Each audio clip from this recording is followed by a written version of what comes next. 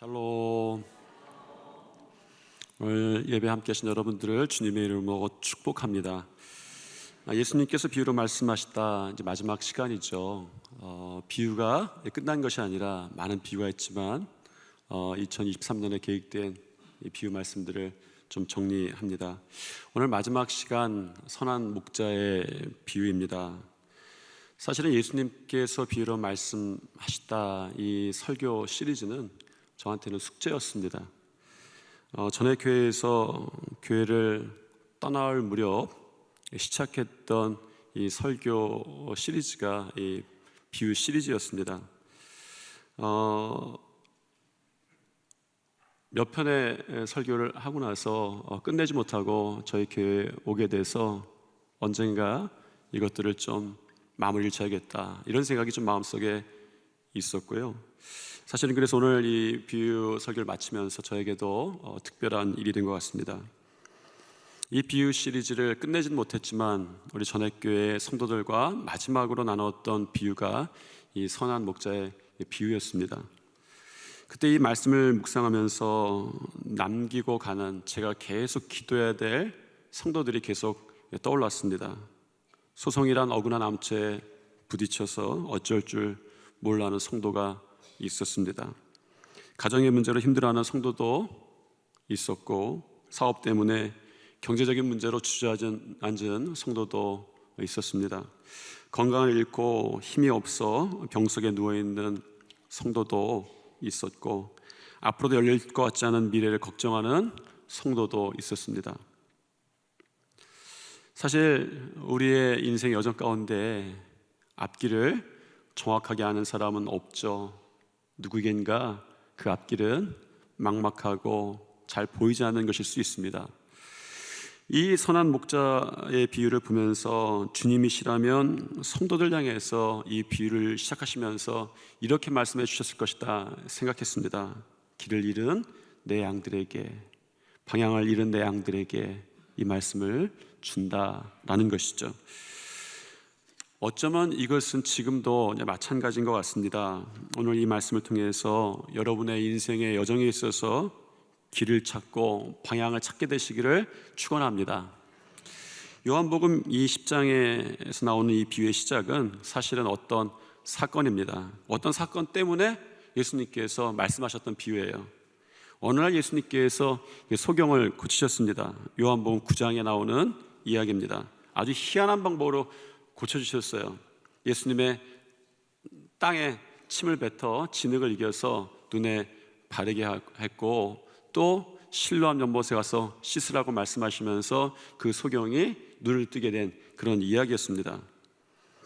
예수님의 방법이 참 희한해요. 그러나 중요한 것은 어떤 방법이든 주님의 손길이 닿는 곳에 치유와 회복이 있었다라고 하는 것이 그 기적의 주제입니다. 그러나 이 사건이, 이 이야기가 여기서 끝나는 게 아닙니다. 이 소식을 바리새인들이 듣게 됩니다. 계속 이 이야기가 연결되죠. 바리새인들은 이 기적이 안식일에 일어났다는 사실 때문에 화를 굉장히 냈습니다. 분노한 거예요. 안식일은 무조건 쉬어야 되는 것이 그들의 종교적인 규례인데, 규칙인데, 전통인데 안식일에 기적이 베푼 거예요. 특별히 예수님께서 아마 말씀만 하셨다면 좀 논란의 여지가 없을 수도 있습니다. 눈 떠라 그랬으면 괜찮을 텐데 침을 진흙에 뱉어서 이겨서 눈에 바르시는 행위를 하셨어요. 무언가를 하셨습니다. 그래서 꼬투리가 잡히게 된 것이죠. 바리새인들이 부모를 불러다가, 그 맹인의 부모를 불러다가 그 아들이 태어날 때부터 진짜 보지 못했는가 확인하기 시작합니다. 바리새인들은 예수님을 끝까지 부정하면서 진짜 그 기적이 일어났다면 그것은 기적이 아니라 악한 것이고 죄의 일이다, 이렇게 그렇게 규정합니다.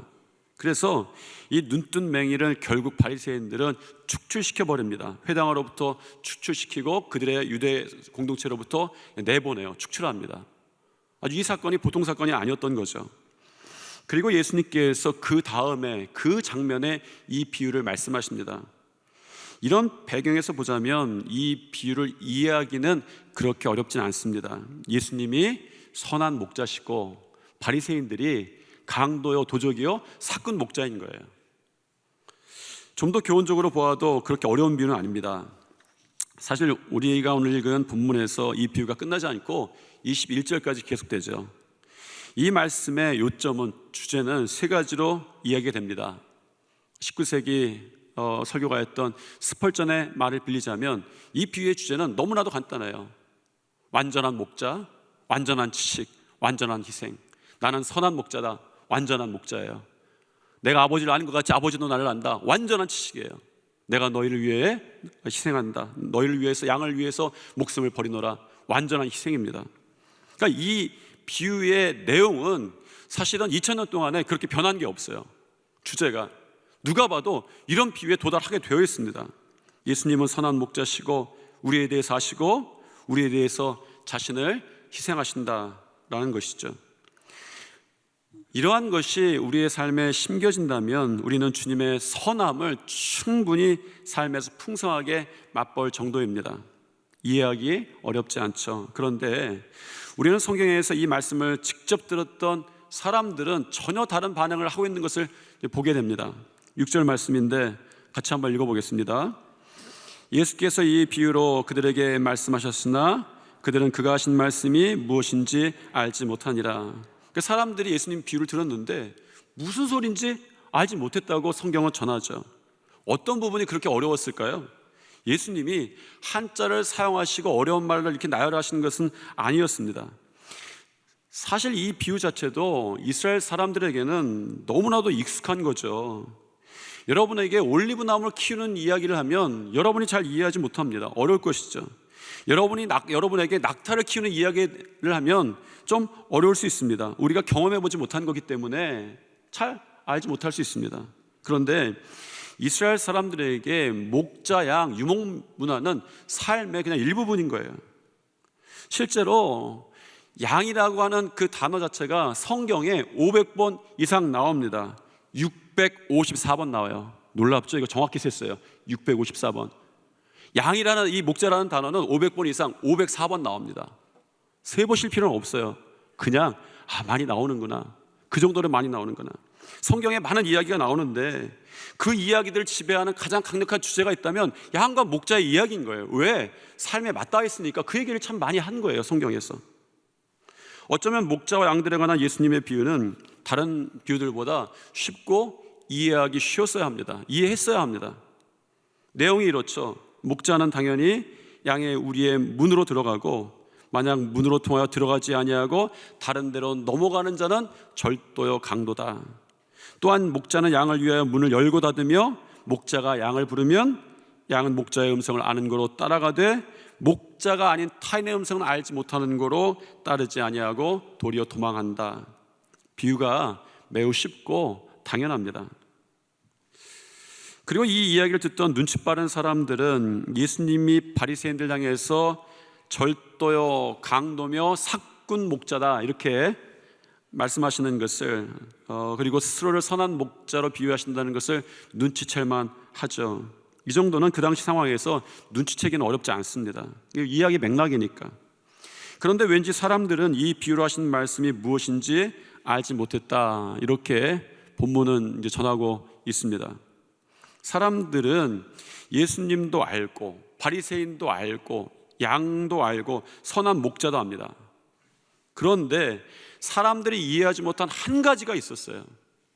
그것은 예수님이 선한 목자라는 사실입니다. 이 사실을 도저히 이해할 수가 없는 거예요.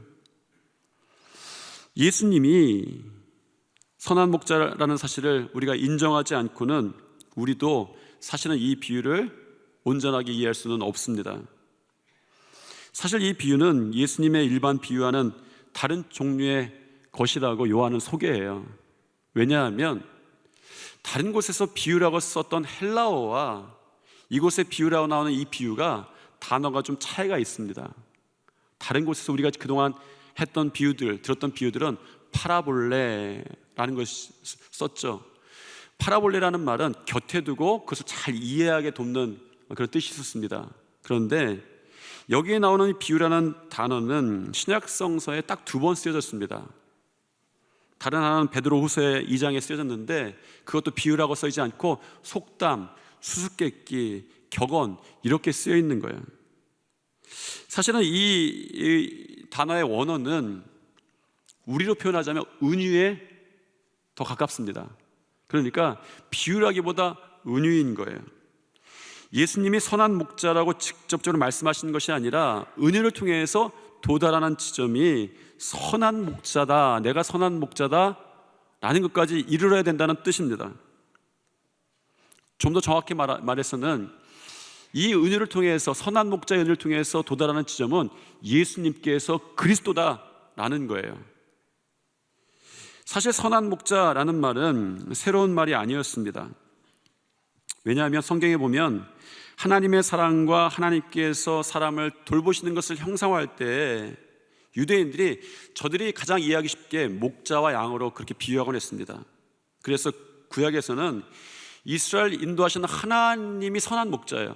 그러니까 목자가 선하다는 말이 아니라 선한 목자라고 칭해지는 것은, 성경에 칭해지는 것은 하나님을 뜻하곤 했습니다. 또한 하나님의 권능을 위임받은 아주 위대한 다윗이나 모세와 같은 이스라엘의 지도자들도 가끔은 이 명칭이 부분적으로 허용되기도 했습니다. 그런데 성경에서 본질적으로 선한 목자라는 말은 하나님이시다, 이런 말이죠. 예수님이 이스라엘 사람들에게 나는 선한 목자다 은혜를 통해서 말씀하시는데, 이스라엘 사람들은 양도 알고 선한 목자도 알고 예수님도 알긴 하지만 예수님이 선한 목자라는 게 도무지 이해할 수 없는 거예요. 예수가 어떻게 하나님일 수 있는가라는 것이죠. 이스라엘 사람들이 이 비유를 못 알아들은 것이 아닙니다. 다만 목수의 아들인 예수가 그 선한 목자인 것이 이해가 안 되는 거예요. 이 본문의 배경으로 돌아가도 그렇습니다. 바리새인들이 가장 두려워했던 이슈가 성경 속에서 무엇입니까? 예수님께서 병자를 고쳤다는 얘기가 아닙니다. 맹인을 눈을 뜨게 했다는 이야기가 아닙니다. 그들이 두려워했던 얘기는 이런 것들이 아니었어요. 정말 두려웠다는 것은 예수님께서 맹인을 고치시고 사람들이 예수님을 그리스도라 알까봐 그게 너무 걱정이 되는 거예요. 눈이 띄어질까봐. 여러분, 그래서 요한복음 9장 22절에 보면 이렇게 말합니다. 유대인들이 누구든지 예수를 그리스도라고 시인하는 자는 출교하기로 결의하였으니 그들을 무서워함이러라 라는 거예요. 이 사건을 통해서 그리스도의란 고백이 나오려고 시작을 하는 거예요. 그런데 이 바리새인들은 이것을 엄격하게 금했습니다. 예수님께서 은유로 말씀하시기 시작하시죠. 선한 목자에 비유했습니다. 바리새인들이 원했던 것은 예수님이 그리스도라는 사실을 사람들이 알지 못하기를 원하는 것이고 사람들이 이해하면 안 되는 거였어요.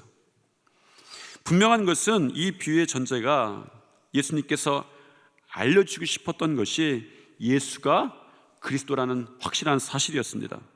그러므로 이 비유를 소유하시기 위해서 여러분들이 하셔야 되는 것이 있습니다. 예수님이 그리스도시다, 이런 고백이에요. 여러분이 예수를 그리스도라 고백하지 않으면, 예수님을 주로 인정하지 않으면 결코 여러분은 오늘 비유를 통해 축복하시는 우리 주님의 선함을 맛볼 수 없는 거예요. 선함에 도달할 수 없는 거예요. 이 비유의 엄중함을 주님은 이 비유에서 아주 강하게 강조하셨습니다. 구약에 보면 하나님의 말씀을 강조할 때 하는 표현이 있었습니다. 여호와께서 모세에게 일러 가라사대 때, 하나님께서 여호와께서 일러 가라사대, 하나님께서 말씀하셨다는 단순한 표현이 아니라 이 말씀의 엄중함을 성경을 통해서 시작하는 거예요. 신약 성경에도 그렇게 표현합니다. 복음서의 기자들이 예수님의 말씀의 엄중함을 표현할 때에 예수께서 가라사대 이렇게 표현합니다. 이거는 그냥 예수님께서 말씀하셨다 표현이 아니에요. 왜냐하면 예수님은 다 말씀하셨거든요. 근데 왜 어떤 부분에는 예수님이 가라사대가 있을까요? 아닙니다. 신약의 기자들이 이 말씀에 더 주의해서 보라라는 것일 수 있어요. 예수님은 스스로도 당신의 말씀의 권위와 엄숙함을 부여하던 당신만의 방식이 오늘 본문에도 나옵니다. 그것은 내가 진실로 너희에게 이르노니, 이 표현이에요. 원문으로 하면 이렇습니다. 아멘 아멘 레고 휘민, 이것이었어요. 예수님이 이 말씀을 시작하면서 아멘 아멘 하시는 거예요. 아멘이 무엇입니까? 아멘이라는 뜻이 확증하다, 지지하다, 확신하다, 이런 뜻이에요. 그러니까 예수님 말씀하실 때, 이 말씀을 하실 때 다른 비유들과는 다르게 이렇게 말씀하셨어요. 내가 확증하고 확증한다, 내가 여러분들에게 확신하고 확신한다 라는 거예요. 아멘 확신하고 확신하면서 이 말을 들으라고 말씀하시는 거예요. 그러면 여러분들이 아멘 아멘 확신하고 확신하고 들어야 될 것이 무엇입니까? 그것은 예수님이 그리스도라는 사실이에요. 여기에 아멘, 아멘하고 들어야 합니다. 여러분이 아멘으로 시작하셔야 할 부분이 이것입니다. 예수님께서 그리스도다라는 사실이죠. 여러분에게 아멘, 아멘이 나오시기를 축원합니다. 그리스도가 여러분에게 아멘, 아멘 되시기를 축원합니다. 여러분이 아멘으로 예수님을 그리스도로 고백한다면 여러분이 분명히 만나게 될 축복의 말씀이 여기에 있습니다. 그것은 그리스도께서 여러분들에게 선한 목자시고 여러분을 그리스도께서 내 양으로 부르고 계시다는 거예요. 아멘, 아멘 응답한 분들, 그리스도의 부르심에 응답한 자들에게는 예수님께서 선한 목자가 되시고 정말 그 양들을 부르시는 가운데 여러분도 속해 있다는 것입니다. 사실 제 모습을 보아도, 우리의 모습을 보아도 우리의 어떤 모습 때문에 우리가 주님의 양인가 이해되지 않을 때가 있는 거죠. 사실 우리의 모습은 양의 모습만 가지고 있지는 않습니다. 그릇 행할 때는 아주 못된 염소 같아요. 이리와 늑대처럼 강포할 때도 있습니다. 간교한 뱀이 되어서 간사하기도 합니다. 어떨 때는 마지막까지 예수님 옆에 달렸던 행악자의 모습이 우리에게도 있어요. 그런데 먼저 우리가 기억할 것이 있습니다. 주님은 우리를 염소라고 꾸짖지 아니하시고 뱀 같다고 그렇게 징그럽다고 하지 아니하시고 너는 왜 이리와 같으냐 그렇게 비난하지 않으시고 우리가 어떠한 모습을 하건 그 옆에 예수님 옆에 행악자로 매달렸건 주님을 그리스도라고 부르는 순간에 너는 내 양이다 라는 음성을 분명히 들려주신다는 것이죠. 오늘 본문 10장에 약간 다른 방식으로 4번이나 반복되어서 표현된 것이 있습니다. 나는 양들을 위하여 목숨을 버리노라 라는 말입니다. 예수님께서 십자가에 이렇게 부르셨죠. 엘리 엘리 라마 사막다니, 하나님 하나님 어찌하여 나를 버리시나이까. 예수님께서는 아버지께 버림받는 그 큰 고통 속에서 그 고통의 이유였던 양들에게는 이렇게 말씀하시는 것이죠. 나는 양들을 위하여 목숨을 버리노라. 그래서 그리스도의 양 무리에 속한 양치고 그리스도의 피의 흔적을 갖지 않는 양은 한 마리도 없다는 거예요. 여러분이 왜 그리스도의 양입니까? 여러분이 잘나서가 아닙니다. 그리스도의 피의 흔적이 여러분에게 있는 거예요. 여러분이 아주 훌륭해서 그 피의 흔적이 새겨진 것이 아니라 예수님께서 십자가에 달려 돌아가심으로 피의 흔적이 여러분에게 새겨짐으로 예수님께서 여러분을 내 양이라고 주장하시는 거예요. 오늘 여러분을 향해서 예수님이 주장하시는 이유는 예수님의 그런 십자가의 고통과 십자가의 피 흘림이 있었기 때문입니다. 사도 바울이 고린도전서 6장에서 이렇게 선언하죠. 너희는 너희 자신의 것이 아니라 값으로 산 것이 되었으니. 주님이 사셨어요. 그렇다면 주님의 피값으로 사신 양의 본질이 무엇이었는가? 이사야 선지자는 이렇게 선언합니다. 고백하는 거죠. 이사야서 53장에서 이렇게 말합니다. 다 같이 한번 읽어보겠습니다. 우리는 다 양 같아서 그릇 행하여 각기 제 갈 길로 갔거늘 여호와께서는 우리 모두의 죄악을 그에게 담당시키셨도다. 우리는 다 양 같아서 그릇 행하여 각기 제 갈 길로 갔거늘. 왜 그릇 행하고 각기 제 갈 길로 갔습니까? 사실은 길을 모르는 것이 양의 본질이에요. 양의 속성입니다. 길을 아는 양은 한 마리도 없다는 거예요. 푸른 초장을 발견하고 그것을 선택하는 문제에 관해서 무엇인가 알고 있는 양은 한 마리도 없다는 거예요. 여러분, 솔직히 이것은 우리의 삶에 있어서 굉장히 불안하고 불행한 일처럼 보입니다. 문제가 있는데 어떻게 할 줄 모르겠는 거죠. 어떻게 해야 내가 살아날 줄 모르겠습니다. 길을 몰라 당황하고 길을 찾을 수 없는 어두움에서 두려워하고 때로는 길이 없어 이제 포기하게도 됩니다. 그러나 사실은 이것은 길을 몰라 불행한 것이 아닙니다. 인생이 캄캄해지고 앞을 볼 수 없기 때문에 우리가 불행한 것이 아닙니다. 정말 불행한 것은 목자 없는 양이 불행한 거예요. 정확히 알아야 합니다. 팔레스틴의 목자들은 앞서갑니다. 양은 길을 모르지만 길을 갑니다. 목자의 음성이 그 양들을 인도하기 때문입니다. 길을 잃었다는 사람들을 만나게 됩니다. 방향을 모른다는 사람들을 만납니다. 인생이 캄캄하다는 사람들을 만납니다. 여러분 중에 어쩌면 그런 인생이 있을 수 있습니다. 그런데 여러분, 착각하는 것이 있습니다. 여러분 옆에 계신 분들은 어떻습니까? 여러분 보시기에 저는 어떻습니까? 인생의 길이 확실해 보입니까? 저도 캄캄할 때가 있습니다. 무서울 때가 있습니다. 인생의 방향을 모르고 길을 모르기 때문입니다. 목회를 어떻게 해야 될지, 아이들을 어떻게 키워야 할지, 어떤 결정을 내려야 될 때 어떤 결정이 보이지 않을 때가 너무나도 많습니다. 여러분, 수많은 믿음을 빛내는 신앙의 선배들이 있습니다. 그들의 인생의 길이 밝았을까요? 다 알았을까요? 그렇지 않습니다. 그들 역시 앞을 볼 수 없었고 길도 제대로 알지 못했습니다. 그런데 참 이상한 것은 길을 가요. 길을 모르지만 길을 잃지는 않습니다. 여러분, 착각하지 마십시오. 길은 확실하지 않을 수 있습니다. 우리 주님만이 확실하신 분인 거예요. 여러분이나 저나 확실한 길이 있는 것은 아닙니다. 그 길을 인도하시는 예수님만이 확실하신 거예요. 어떤 분은 구원의 문제 가지고도 불안해합니다. 내가 구원받았나? 구원받은 여러분들이 확실한 것이 아닙니다. 여러분을 구원해 주신 예수님만이 확실하신 거예요. 나를 보면 확실하지는 않지만 주님을 보면 확실한 거예요. 어떻게 사망의 음침한 골짜기가 확실한 길일 수 있습니까? 사망의 음침한 골짜기는 길이 아닌 거예요. 거기선 길을 찾을 수 없습니다. 길이 아니기 때문이죠. 그것에 염려가 있는 건 당연합니다. 그런데 그 길을 인도하시는 선한 목자가 확실하기 때문에 시편 23편의 기자는 이렇게 고백하는 거죠. 같이 한번 읽겠습니다. 내가 사망의 음침한 골짜기로 다닐지라도 해를 두려워하지 않을 것은 주께서 나와 함께 하심이라. 주의 지팡이와 막대기가 나를 안위하시나이다. 길은 의심투성일 수 있습니다. 길은 염려투성일 수 있습니다. 길이 확실해지는 것을 기도하지 말고 여러분, 길에 선한 목자 되신 주님을 만나시기를 축원합니다. 오늘 여러분의 인생 가운데에 확실하신 주님을 만나셔야 합니다. 많은 사람들이 확실한 길을 만들기 위해서 노력합니다. 그런데 여러분들은 확실한 길을 만나기 위해서 노력하는 것이 아니라 확실한 선한 목자의 음성을 듣기 위해서 노력하셔야 합니다. 기도하셔야 합니다. 말씀을 보셔야 합니다. 왜 그렇습니까?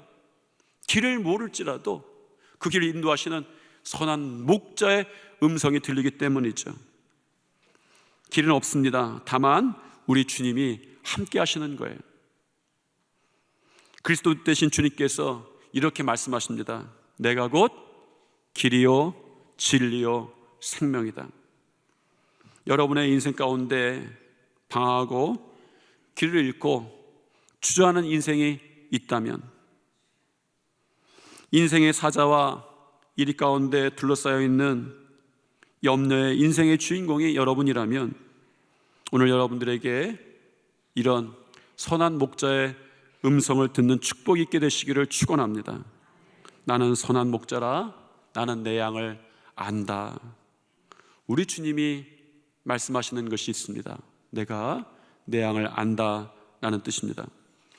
우리 주님은 자신의 양에 대한 완전한 지식을 가지고 있다라고 말씀하시죠. 3절에 이렇게 이야기합니다. 같이 한번 읽겠습니다. 문지기는 그를 위하여 문을 열고 양은 그의 음성을 듣나니 그가 자기 양의 이름을 각각 불러 인도하여 내느니라 라는 거예요. 양들이 많습니다. 그런데 각각의 양의 이름을 불러 인도하여 낸다라는 것이죠. 참 놀라운 일입니다. 양들은 다 똑같이 생겼어요. 그죠? 외국 사람들이 한국 사람들 보면 다 똑같이 생겼다고 합니다. 저도 외국 사람들 보면 다 비슷하게 생겼어요. 어떤 사람이 제임스인지 어떤 사람이 로버트인지 헷갈릴 때가 많습니다. 그런데 양은 다 똑같이 생긴 것 같아요. 털이. 그런데 특별히 팔레스틴에서는 이제 밤이 되면 자기 양만 모아놓은 것이 아니라 여러 양떼들이 한 곳에 모여있기도 한다고 합니다. 날이 새면 목자가 그 양 한 마리 한 마리를 각각 이름을 불러서 끄집어 낸다는 것이죠. 그 당시의 양의 이름은 신체적 특징이나 독특한 습관에 따라서 이름이 붙여졌습니다. 제가 만약에 양이라면 제 이름은 곱슬머리 나와 이랬을 것 같아요. 그런데 그 당시에 양의 이름을 좀 보았더니 양의 이름이 그렇습니다. 제가 보니까 흰 코쟁이, 아마 코가 혔던 모양입니다. 그리고 긴 귀, 이런 거예요. 목자는 양을 한 마리 한 마리 다 알고 있는 거예요. 주님은 우리를 아신다라는 것입니다. 그 지식이 완전하다는 사실이죠. 연약하고 유약한 양들도 아십니다. 병들어 있는 양도 아십니다. 유쾌한 양도 아십니다. 잘 뛰는 양도 다 아십니다. 그 지식이 완전하시죠. 그래서 주님의 우리 필요를 이미 알고 계시다는 사실이죠. 내가 지금 물이 필요하구나, 내가 지금 어려움이 있구나. 우리 주님은 다 아시고 계십니다. 그것이 그 목자를 향해서 선하다고 고백하는 이유입니다. 저는 여러분들이 이 말씀을 꼭 기억하시기를 바랍니다. 주의 지팡이와 막대기가 나를 안위하시나이다. 길이 확실치 않을지라도 주의 지팡이와 막대기가 나를 안위하고 계시다. 양은 연약합니다. 짐승 중에 자기의 무기를 가지고 있는 짐승이죠. 연약할 수밖에 없습니다. 예수님을 믿어 따르는 성도들이 보면 약해요. 여러분도 약합니다. 약해도 너무 약할 때가 있습니다. 길을 가기에도, 길을 찾기에도, 길을 만들기에도 연약할 수 있습니다. 세상이 뽐내는 강함들이 있습니다. 그럼에도 불구하고 어느 곳에서나 강한 자가 있다면 그것은 연약한 우리들입니다. 양이 강해지는 때가 있죠. 연약한 양이 이리와 사자를 이길 수 있는 것은 주님이 우리의 선한 목자 되시기 때문입니다. 우리가 그래서 해야 될 일이 있습니다. 3절부터 5절까지 말씀입니다. 같이 한번 읽어보겠습니다. 문지기는 그를 위하여 문을 열고 양은 그의 음성을 듣나니 그가 자기 양의 이름을 각각 불러 인도하여 내느니라. 자기 양을 다 내놓은 후에 앞서가면 양들이 그의 음성을 아는 거로 따라오되 타인의 음성은 알지 못하는 거로 타인을 따르지 아니하고 도리어 도망하느니라. 여러분이 혹시 길을 모르신다면 그래도 여러분들이 반드시 알아야 하는 것이 있습니다. 그것은 주님의 음성을 아는 것입니다. 길은 모르지만 길을 잃지는 않습니다. 길을 모르지만 그 길로 가게 되어 있습니다. 왜 그렇습니까? 주님의 음성, 선한 목자의 음성을 알기 때문입니다. 목자의 음성이 우리 종교교회와 우리 성도들을 푸른 초장으로 인도해 줄 줄 믿습니다. 우리 다 같이 한번 옆에 분과 이렇게 한번 인사하겠습니다. 주님의 음성을 들읍시다. 이제 우리 한 주간 살면서 여러분이 주님의 음성을 듣고 여러분의 인생에 있어서 길이 열리는 한 주간 되시기를, 인생 되시기를 축원합니다. 다 같이 기도하시겠습니다. 주님, 목자의 음성을 듣기를 원합니다. 저희들의 삶을 온전히 인도하여 주시옵소서. 예수님 이름으로 기도드립니다. 아멘.